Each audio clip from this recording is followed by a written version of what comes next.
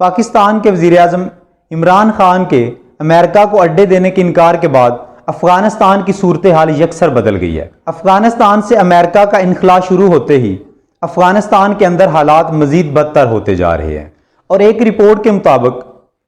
افغان طالبان نے افغانستان کے 471 اضلاع میں سے تقریباً 165 اضلاع کے اوپر اپنا قبضہ جما لیا ہے۔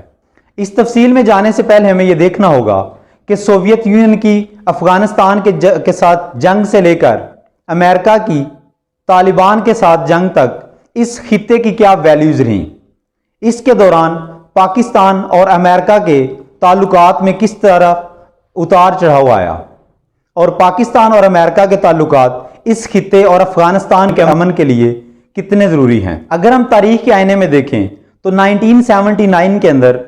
سوویت یونین نے افغانستان کے اوپر حملہ کیا،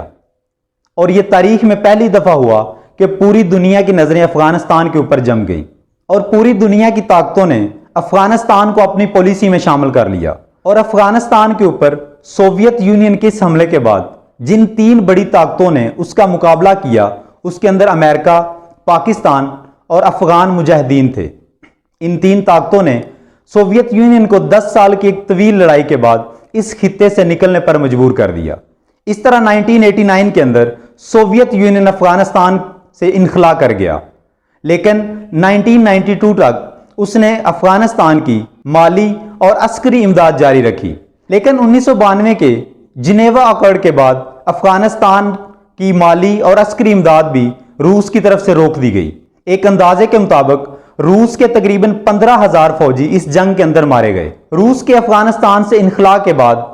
طالبان نے وہاں پہ قبضہ کرنا شروع کر دیا، اور 1996 تک تقریباً افغانستان کے 90% رقبے کے اوپر قبضہ کیا اور اپنی حکومت کا اعلان کر دیا، اور اس حکومت کو پوری دنیا کے اندر 3 ممالک نے تسلیم کیا، جس کے اندر سعودی عربیہ، UAE اور پاکستان شامل تھے۔ 9/11 کے ورلڈ ٹریڈ سینٹر کے اوپر حملوں کے بعد امریکہ نے افغانستان کے اوپر ٹیررسٹ آرگنائزیشنز کو سیف ہیونز دینے کے الزام میں ان کے اوپر اٹیک کرنے کا فیصلہ کیا۔ تو اس جنگ کے دوران پاکستان کو امریکہ کے ساتھ مل کر یہ جنگ لڑنا پڑی۔ تو پاکستان نے اس جنگ کے دوران امریکہ کی نہ صرف مدد کی بلکہ انہیں اڈے بھی دیے اور زمینی راستہ بھی فراہم کیا۔ لیکن پاکستان کے اندر 2018 میں پاکستان تحریک انصاف کی حکومت آنے کے بعد ملک کے وزیر اعظم عمران خان نے امریکہ کو اڈے دینے سے صاف انکار کر دیا، جس کے بعد دونوں ممالک کے درمیان تعلقات کشیدہ ہوتے گئے، اور اس بات کو اس وقت کی امریکن انتظامیہ نے بھی کوئی اہمیت نہ دی، اور اس کے بجائے ان دونوں ممالک نے ایک دوسرے کے خلاف سٹیٹمنٹس دینا شروع کر دی، جس کی وجہ سے آج دونوں ممالک کے درمیان تعلقات سرد مہری کا شکار ہیں۔ تعلقات کی سرد مہری نے امریکہ کے افغانستان سے انخلا کو بہت پیچیدہ بنا دیا ہے۔ اگر امریکہ بغیر کسی پولیٹیکل سیٹلمنٹ کے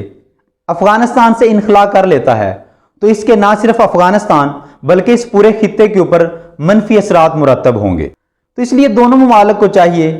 کہ اس خطے سے مکمل طور پر انخلا سے پہلے افغانستان کے اندر ایک روڈ میپ دے کر جائیں، تاکہ افغان عوام کے بنیادی حقوق کا تحفظ ہو سکے۔ کہ اس ملک کے اندر ایک پولیٹیکل سیٹلمنٹ اس لیے بھی ضروری ہے، امریکہ کے اس انخلا کے بعد افغانستان کے اندر politically, socially and economical stability آ سکے۔ اور اگر ایسا نہیں ہوتا